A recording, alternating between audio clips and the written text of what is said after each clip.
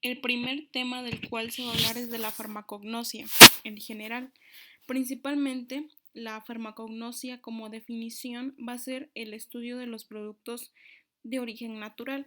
Aquí se va a dividir en dos grandes grupos. Uno, que son los organismos vivos. Dentro de ellos podemos encontrar a los vegetales, a los animales, a lo que vienen siendo los hongos y a los protozoarios. De aquí, principalmente, el estudio va a ser acerca de las sustancias que podamos obtener de estos organismos vivos, de sus extractos y de algunos derivados de los microorganismos.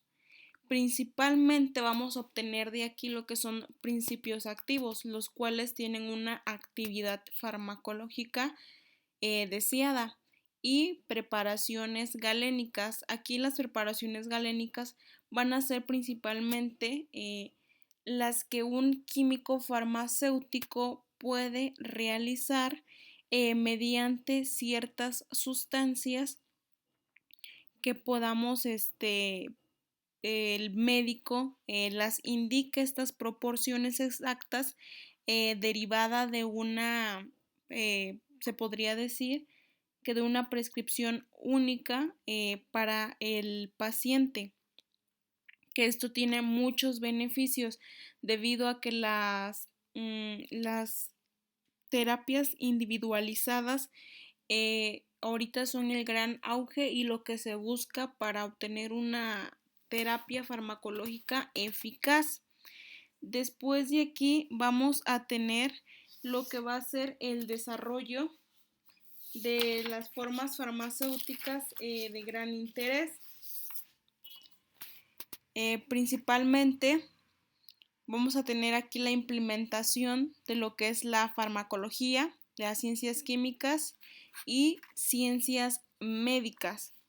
Ahora, el otro gran grupo son los minerales. De aquí principalmente vamos a obtener lo que son los productos químicos, que aquí pueden ser colorantes, saborizantes, conservadores, fibras y resinas naturales, con la finalidad de que, bueno, principalmente para el desarrollo de la industria alimentaria, lo que son los cosméticos, los textiles y las pinturas, entre otras. Ahora bien, las ciencias en la farmacognosia. Este es otro gran tema de interés. Esto se debe a que la farmacognosia no puede actuar por sí sola, sino que debe de actuar en conjunto con otras grandes ciencias, dentro de las cuales vamos a encontrar a lo que es la fisiología vegetal. Aquí principalmente debemos de conocer la anatomía de las plantas que la conforman, con la finalidad de saber principalmente en dónde nosotros podemos extraer el principio activo de las plantas y principalmente en qué proporción nosotros podemos eh, explotar, por decir, este pedazo o esta parte de la planta. La agronomía. La agronomía nos va a ayudar a principalmente conocer el medio en el cual nuestra planta se llegue a desarrollar de una manera correcta. La fisiología animal, bueno, aquí principalmente vamos a conocer la anatomía de todos los animales, el funcionamiento de sus órganos y para hacer buen uso de esta anatomía de los animales y nosotros conozcamos, por decir, qué partes podemos utilizar de ellos. Bueno, la bioquímica, aquí principalmente vamos a conocer cómo es que llega a funcionar desde el ADN, desde las proteínas, desde los lípidos, desde las enzimas, para así nosotros saber los tipos de reacciones que lleguen a suceder mediante la implementación de la farmacognosia. Bueno, aquí en la biotecnología, el dibujo que yo coloqué es de una plantita creciendo a través de una formulación química o puede ser a través de implementaciones in vitro, in silico, in situ, que ahora en la mayoría ahorita ya la tecnología al estar muy avanzada ya podemos hacer medios de cultivo mediante los laboratorios. Ahora sí que podemos hacer o realizar cultivos de plantas a través de tecnología, ya no ahora con la agronomía que vamos a ponerle tierrita y todo eso, sino que ya algo más, de una forma más rápida y ahora sí manipulando ese tipo de plantas para obtener lo que nosotros deseemos. Ahora bien, de la toxicología, aquí algo muy importante de recalcar en este tipo de temas es principalmente a lo que nosotros le debemos de llamar aquellos riesgos que pueden llegar a tener estas plantas a la falta de un conocimiento, que esto en la mayoría pues sucede. Aquí por decir puse yo una plantita y un signo de peligro y aquí un signo de una pregunta con signos de interrogaciones de ¿se debe de comer o no? Bueno, principalmente los conocimientos empíricos que antes se tenían de estas plantas ahora son muy nulos. ¿A qué me refiero con nulo? Con el paso del tiempo, las plantas y la biodiversidad de estas ha sido muy enorme. Entonces, al existir una cantidad de plantas eh, mayores, se dice que el conocimiento pues va a ser un poco nulo. ¿Por qué? Porque una persona pues no puede tener demasiados conocimientos en todas las plantas.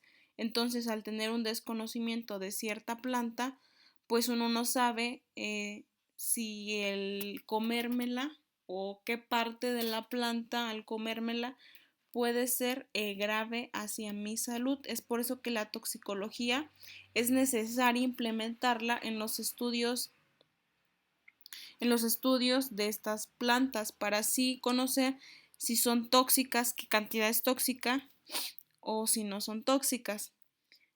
Y la química orgánica. Aquí la química orgánica principalmente nos va a ayudar a conocer la estructura de los metabolitos secundarios de los cuales nosotros vamos a encontrar en estas plantas. Ahora bien, de la botánica. En la botánica lo que nosotros vamos a ayudarnos y lo cual con la farmacognosia van a hacer es que nos van a ayudar a la identificación, a conocer los datos de las plantas que realmente queremos saber. Nos va a ayudar también a aislar estas plantas para así hacer un reconocimiento de estas, por decir el lugar en donde creció, la geografía donde esta planta se desarrolló y entre otras cosas. Y bueno, estas son las ciencias que van a ayudar a la farmacognosia para una buena implementación de las plantas hacia productos farmacéuticos. El siguiente tema son las enzimas. Bueno, las enzimas van a ser aquellas biomoléculas de naturaleza proteica que van a acelerar la velocidad de las reacciones hasta alcanzar un equilibrio. Principalmente constituyen el tipo de proteínas más numerosas y especializadas, principalmente que actúan como catalizadores. Entonces, estos catalizadores van a realizar reacciones químicas específicas en los seres vivos o biológicos. Bueno, aquí principalmente vamos a tener ciertas variables en base a estas enzimas, en donde las que podemos encontrar, una es la temperatura. Principalmente aquí cada enzima tiene una temperatura óptima de actuación, entonces se dice que por debajo o por encima de esta temperatura la enzima se va a volver un poco más lenta a la velocidad de una reacción enzimática. Principalmente aquí tenemos que el aumento de la velocidad de una reacción se produce porque existen temperaturas más altas. Entonces, existen moléculas de sustratos con suficiente energía para reaccionar. Si nosotros tenemos una disminución de la velocidad de la reacción, esto principalmente se va a deber a una desnaturalización de la enzima. Principalmente aquí hablamos de proteínas globulares que se desnaturalizan aproximadamente a unos 60 o 70 grados centígrados. Sin embargo, si se observa que muchas enzimas duplican su velocidad de reacción enzimática cuando se aumentan a temperaturas de unos 10 grados y luego cae rápidamente por encima de 40 grados. Estas son algunas de las reacciones que pueden llegar a suceder. Una de otras es el pH, en donde la actividad enzimática también viene regulada por el pH de la solución enzimática. Tenemos que un pH óptimo es diferente y puede variar. Esto se debe a que la conformación de la enzima se altera, en donde produce cambios en el estado de ionización de grupos en el sitio activo y en donde puede llegar a ser que no funcione. Otro de ellos de los que vamos a hablar son las enzimas. Va a depender del tipo de enzima y también del tipo de sustrato que puede variar.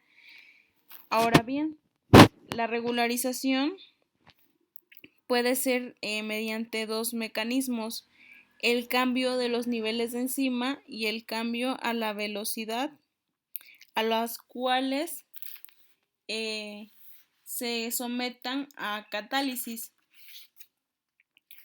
Ahora bien, vamos a tener lo que es la inhibición. Bueno, aquí principalmente los inhibidores van a ser sustancias que disminuyan o anulen la velocidad de las reacciones catalizadas por enzimas. Aquí suceden de tres tipos. La primera que vamos a hablar de ella es la inhibición competitiva. Aquí principalmente algunos compuestos van a inhibir la actividad enzimática, ocupando temporalmente el centro activo de la enzima. Y esta forma de regularización se va a conocer como una inhibición competitiva.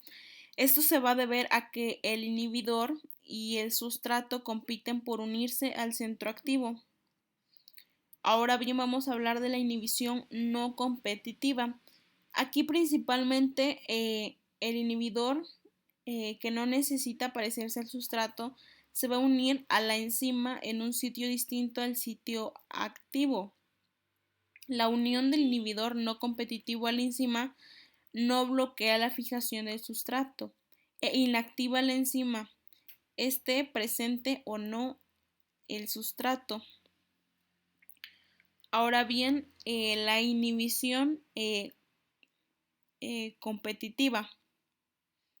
Bueno, aquí principalmente vamos a tener que el inhibidor se fija al sitio diferente al del sitio activo. Este inhibidor solo se une a la enzima cuando ya se ha formado el complejo de enzima sustrato. Dentro de la clasificación de las enzimas tenemos a lo que son las oxirreductasas, en donde estas enzimas se producen las reacciones de transferencia de electrones. Principalmente tenemos las reacciones de oxidorreducción. Después tenemos a las transferasas. Estas proteínas transfieren grupos que son transaminasas. Después tenemos las hidrolasas, que consiguen reacciones principalmente de hidrólisis. En estas lo que se busca es la restauración de obras de arte, así se les llama, en donde se emplean enzimas. Las eliasas, en donde provocan reacciones de adición de grupos de dobles enlaces por eliminación de otros. y son capaces de añadir o quitar algún grupo a un sustrato. Después tenemos las isomerasas. Aquí principalmente tenemos las transferencias de grupo dentro de una misma molécula, dando lugar a isomerasas y convirtiéndose en un isómero en otro. Después tenemos las ligasas. Aquí principalmente vamos a tener la formación de enlaces, en donde estas enzimas van a catalizar la formulación de un nuevo enlace por medio de hidrólisis en la presencia de adenosín trifosfato. Dentro de las características de estas enzimas vamos a tener que las velocidades de las reacciones que catalizan son muy elevadas. También son muy específicas, a lo que podemos decir que se reducen a lo que son el sustrato y a los de acción. No forman parte de la reacción final o del producto, y estas principalmente pueden regularse mediante la unión de activadores o inhibidores. Ahora bien, vamos a hablar del sitio activo de estas enzimas. Principalmente este sitio activo lo que realiza o la función principalmente es la restricción y orientación de los movimientos de un sustrato, haciendo que éste se asemeje al estado de transición. Y el sitio activo es la parte como que la parte más grande a la cual se une un sustrato. El cuarto tema del cual voy a hablar son acerca de las proteínas. Principalmente son biomoléculas que constituyen a los seres vivos, en donde desempeñan un papel fundamental, de forma que a los seres vivos pues principalmente les convenga, en donde las proteínas son cadenas de aminoácidos que se pliegan adquiriendo una estructura tridimensional que les permite llevar a cabo muchísimas funciones. Aquí principalmente su constitución son de carbono, hidrógeno, oxígeno. En algunos tipos puede llegar a ser el nitrógeno y el azufre. Ahora bien, los aminoácidos principalmente son unidades básicas que forman a las proteínas, en donde en su composición tenemos un átomo de hidrógeno, un átomo de carbono, un grupo carboxilo, un grupo de una cadena lateral y un grupo amino. De aquí principalmente se van a desprender mediante su estructura. Vamos a tener la estructura primaria, en donde esta viene determinada por la secuencia de aminoácidos en una cadena proteica, en donde el número de aminoácidos presentes y el orden están enlazados, en donde las posibilidades de estructura a un nivel primario son prácticamente ilimitadas. Como ya nosotros ya sabemos, existen 20 aminoácidos diferentes, en donde el número de las estructuras posibles viene dado por las variaciones con una repetición de 20 elementos, tomando de n número en n número, siendo que el n el número de aminoácidos compongan la molécula proteica. Ahora bien, en la estructura secundaria, estas proteínas existe un plegamiento de la cadena polipéptida, adoptando la formación mediante puentes de hidrógeno entre los átomos que forman el enlace peptídico. Estos puentes de hidrógeno establecen ciertos grupos conforme al enlace peptídico, en donde un primer grupo es un aceptador de hidrógenos y el segundo grupo es un donador de hidrógenos. Entonces, de cierta forma, la cadena polipeptídica es capaz de adoptar conformaciones de menor energía libre a unas más estables. Ahora tenemos la estructura terciaria.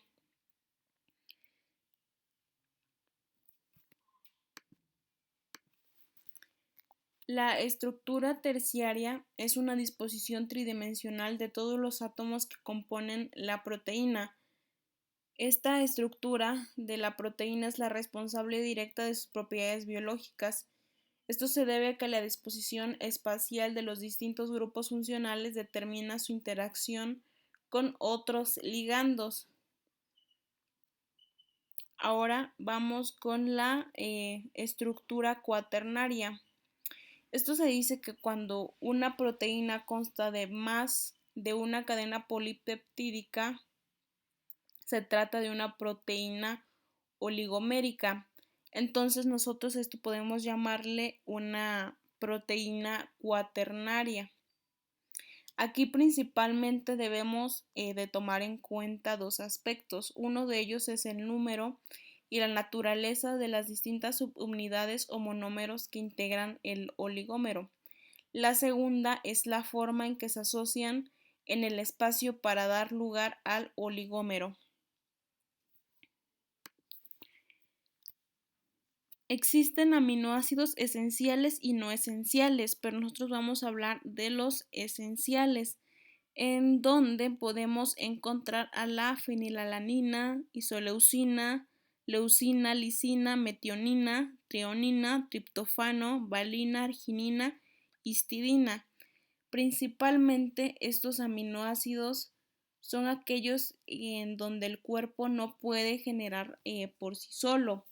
Entonces, nosotros debemos de ayudarles a estos aminoácidos pues a que se generen, ¿no? Entonces, estos se adquieren principalmente de la ingesta alimentaria, en donde los podemos encontrar en donde es la carne, los huevos, los lácteos y algunos vegetales, en donde podemos encontrar a la soja, a la quinoa,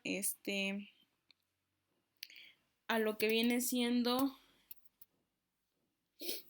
otros productos, otros vegetales, principalmente verdes, los cuales pueden ser la espinaca pues, y entre otros. Dentro de las funciones de las proteínas tenemos lo que es estructural, principalmente nos van a ejercer una función de resistencia, en donde gracias al colágeno del tejido conjuntivo fibroso nos otorga elasticidad. Después de ahí lo que es hormonal. Esto se debe a que algunas hormonas son de naturaleza proteica, como es la insulina y el glucagón, principalmente en donde regulan los niveles de glucosa en sangre. Otro que tenemos que es la inmune, en donde las proteínas crean anticuerpos y regulan factores contra agentes extraños o infecciones. La otra principalmente que es la del movimiento, en donde va a existir una contracción de los músculos a través de la miosina y la actina. Esta función de las proteínas contráctiles que faciliten el movimiento de las células, constituyendo las miofibrillas, que son responsables de las contracciones en los músculos. Y también existen las de la digestiva y las de nutrientes. Y esto sería todo de mi parte. Muchas gracias.